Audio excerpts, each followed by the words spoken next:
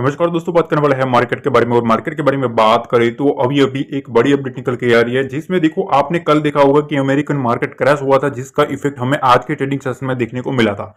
अभी अगर आप अमेरिकन मार्केट चेक करोगे तो यहाँ एक भयानक तबाही होती हुई फिर से देखने को मिल रही है, भयानक एक गिरावट देखने को मिल रही है। तो मतलब ओवरऑल अगर दो ट्रेडिंग सेशन से देखें तो अमेरिका में भयानक मोमेंटम डाउन साइड का देखने को मिल रहा है। तो देखो यहाँ डाउ जोन्स की बात करें तो यहाँ आप देख सकते हो कि 500 पॉइंट के आसपास की गिरावट देखने को मिल रही है। नस्डैक में भी ऑलमोस्ट 400 पॉइंट से भी ज्यादा की गिरावट देखने को मिल रही है।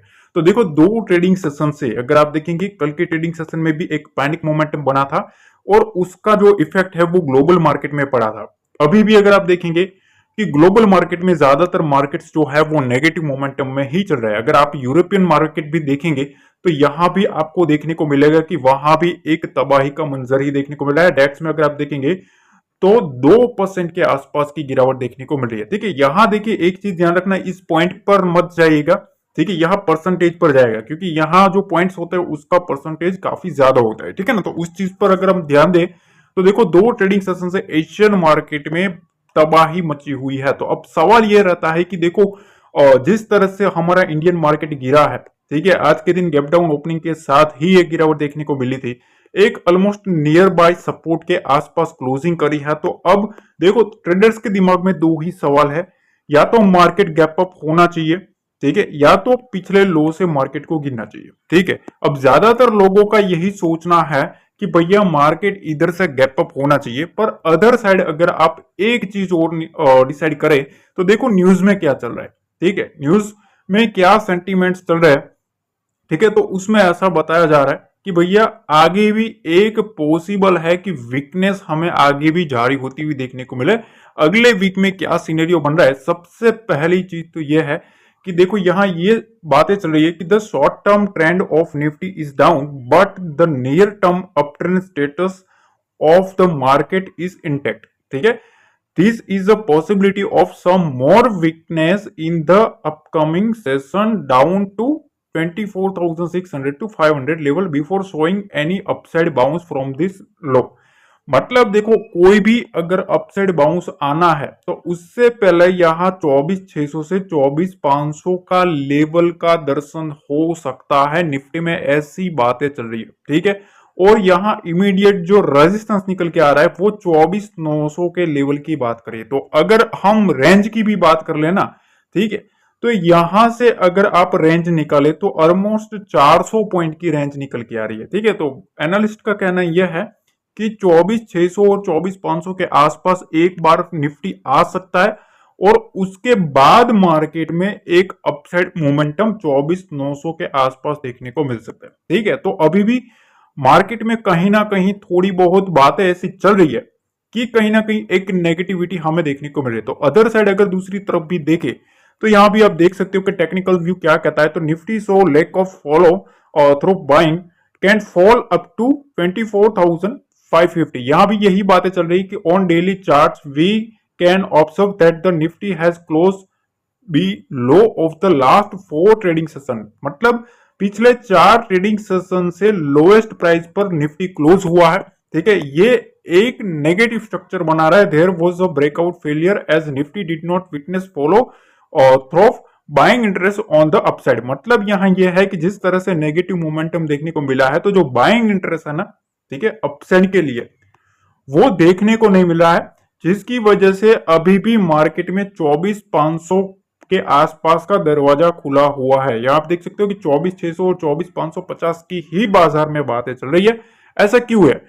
क्योंकि भैया वहां 20 डे मूविंग एवरेज निकल के आ रहा है, तो एक बार चांसेस है कि भैया 20 डे में टच हो। ठीक है, और अपसाइड में 24,820 से 24,850 का जो लेवल है ये एक रेजिस्टेंस है। तो देखो बुल्स के लिए अब मार्केट को निफ्टी को अपसाइड जाना भी है ना, तो यहां 24,820 से 24,850 के लेवल को क्रॉस करना पड़ेगा, तभी अब एक अगली बातें 25,000 की देखने को मिलेगी। अब तब तक आप यही सुनोगे कि भैया 24,500 के आसपास रहेगा, 24,800 ब्रेकआउट करेगा, ये सब चीजें चलती रहेगी। अदर साइड अगर हम ये देखें कि भैया एफआईडीआईएस ने क्या खेल किया, तो आज आप देख सकते हो आज के दिन डीआईएस ने 2900 करोड़ के आसपास की खरीदारी करे। याद रहे कल के ट्रेडिंग सेशन में इन लोगों की 340 करोड़ के आसपास की सेलिंग थी, आज 2900 करोड़ की बाइंग है। ठीक है, क्योंकि इनको तो जाहिर सी बात है, इनको तो डीप ही मिला है, अच्छा खासा डीप मिला है तो खरीदेगी। पर अदर साइड अगर आप देखेंगे कि भैया एफआईएस ने क्या किया, तो एफआईएस ने यहां 330 करोड़ के आसपास की बिकवाली करी है। ठीक है, कल एफआईएस 2000 करोड़ के बाइंग मोमेंटम में थे और यहां आज के दिन सेलिंग मोमेंटम में है। देखो एफआईएस ने जो भी माल उठाया था ना, वो एक ही लॉजिक पे है कि उनको जो पॉवेल साहब का जो मीटिंग था, आउटकम था, वो पॉजिटिव आया। पर स्ट्रक्चर कहां हुआ, यूएस मार्केट का जो जॉब डाटा था वो नेगेटिव आ गया, जिसकी वजह से पूरा सेंटीमेंट जो है इनका वो ग्लोबली चेंज हो गया। ठीक है, अब देखो पिछले मंथ में, अभी तो ये अगस्त सीरीज जो शुरू हुई है, ठीक है, पर अगर आप पिछले मंथ का डाटा देखें तो एफआईएस का कितना पैसा अटका हुआ है, अगर आप देखेंगे तो 5400 करोड़ के आसपास की खरीदारी अटकी हुई है। अब आप पिछले मंथ का कोई भी प्राइस एक्शन देख लेना, चार्ट देख लेना, आपको समझ आ जाएगी कौन सी रेंज में इन लोगों का 5000 करोड़ रुपया अटका हुआ है। तो अदर साइड अगर हम डीआईएस की बात करें तो यहां आप देख सकते हो कि अच्छा खासा माल इन लोगों ने उठाया। कितना उठाया, 23,480 करोड़ के आसपास, मतलब 23,480 करोड़ के आसपास की खरीदारी डीआईएस ने करी हुई है अपर साइड के लेवल्स पर। जी हाँ, अपर साइड के लेवल्स पर, मतलब आप देख सकते हो कि 25,000 के आसपास भी ये लोग खरीद रहे थे। ठीक है, 24,900 के आसपास भी खरीद रहे थे, 24,800 के आसपास भी ये लोग खरीदारी ही करते हुए देखने को मिल रहे थे।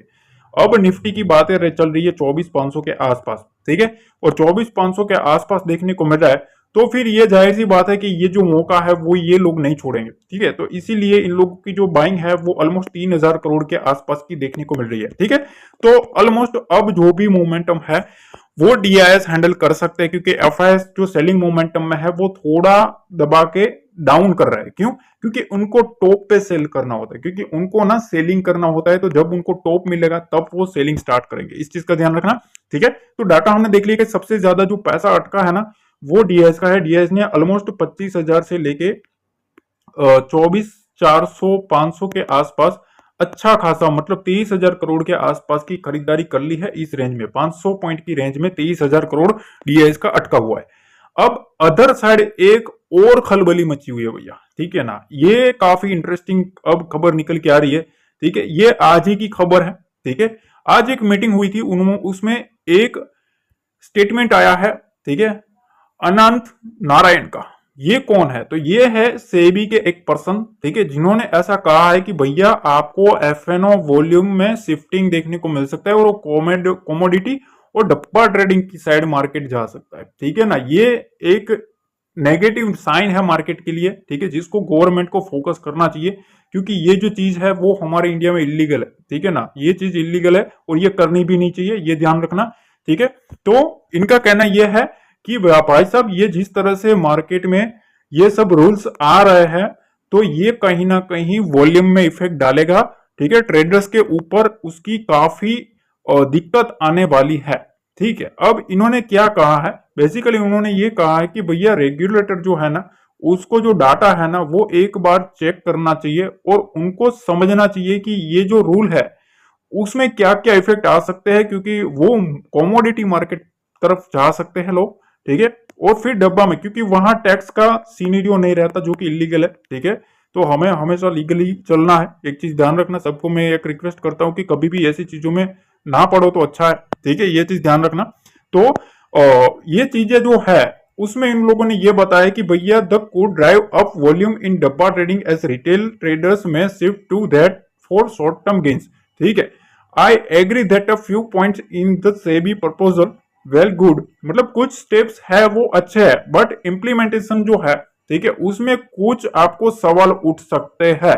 तो अभी भी अब कंक्लूजन यह है कि भैया देखो अभी जो भी रूल्स आने वाला है मार्केट के ऊपर, ठीक है, एक चीज ध्यान रखना, अभी काफी लोग दिक्कत में है। ठीक है, ब्रोकर्स, रिटेल ट्रेडर्स, ठीक है, और खुद सेबी के कुछ पर्संस का भी अब स्टेटमेंट आ रहा है। एक चीज ध्यान रखना, अभी कुछ भी हो सकता है, ऐसी बात नहीं है। सेबी कुछ भी कर सकती है, ठीक है, जो भी करेगी हम देखेंगे। पर एक चीज ध्यान रखना, कोई भी इलीगल साइड पर मत जाना, मैं आपको यही बताना चाहता हूँ, ठीक है, कि कोई भी ऐसी एक्टिविटी मत करना कि आप टैक्स के चक्कर में, ठीक है, टैक्स के चक्कर में आप फंसो। देखो आपको पता है पिछले कुछ टाइम पे, आपको पता है क्रिप्टो में क्या हुआ, ठीक है, क्रिप्टो में क्या सिनेरियो बना आपको पता है, ठीक है, जहां 2000 करोड़ के आसपास का फंड हैक किया गया, ठीक है। अब उसमें जो लोग भी फंसे, ठीक है, उनमें काफी लोग पैनिक में आ गए, ठीक है। तो ये सब चीजें होती है, थोड़ा बहुत हमें ध्यान में रखना है, ठीक है, क्या होता है क्या नहीं वो अपडेट करते रहेंगे। पर फिलहाल अगर आप देखें तो मार्केट का जो सीनेरियो है अब वो डीआईएस के ऊपर खड़ा है, ठीक है, डीआईएस क्योंकि अच्छे खासे बाइंग मोमेंटम में देखने को मिल रहा है, ठीक है। अब देखने वाली बात यह है कि अब ये जो सीरीज शुरू हो रही है, ठीक है, एफआईएस में इस सीरीज में 1200 करोड़ के आसपास की बिकवाली कर दी है। पिछले मंथ अगर आप देखेंगे 5000 करोड़ की बाइंग के मोमेंटम में थे। तो अब देखने वाली बात यह है कि ये जो अगस्त सीरीज जो है, ठीक है, इसमें एफआईएस का रवैया कैसे रहता है और डीआईएस कहां तक डीप खरीद रहे हैं, ठीक है, क्योंकि एक पॉइंट तो ऐसा आएगा जब वहां उनको भी थोड़ा बहुत ऐसा लगेगा कि नहीं भैया अब और डीप आ सकता है। जब ये लोग हाथ अटका है ना, तब थोड़ा समझना कि भैया मार्केट में अभी भी थोड़ा स्पेस बचा, ठीक है। पर फिलहाल अभी अगर हम देखें तो डीआईएस काफी अच्छे खासे मोमेंटम है, कल से ज्यादा, ठीक है, 3000 करोड़ के आसपास की खरीदारी करी है। तो देखने वाली बात है कि अब निफ्टी को सोमवार को कौन धक्का देता है, एफआईएस की ध्यान रखना है हमें। तो अब और एक चीज बताना चाहता हूं कि निफ्टी में और बैंक निफ्टी में, ठीक है, अगर आपको रेगुलर अपडेट्स चाहिए मार्केट के, लाइव मार्केट में अगर कुछ भी अपडेट्स चाहिए ना, तो डिस्क्रिप्शन बॉक्स में उसका टेलीग्राम का लिंक दिया है, ठीक है, वहां आप बिल्कुल जुड़ जाओ, क्योंकि वहां आपको काफी अच्छी खासी आपको लर्निंग देखने को मिलेगी, ठीक है, काफी कुछ सीखने को मिलता है, ये चीज ध्यान रखना। और अगर आपको कुछ सीखना है ना, तो मेक श्योर आप डेफिनेटली टेलीग्राम से जुड़ो, जिसका लिंक डिस्क्रिप्शन बॉक्स में दिया है, वही एक हमारा ओरिजिनल चैनल है। मिलता है अगले वीडियो में। जय हिंद, जय भारत, जय माता दी।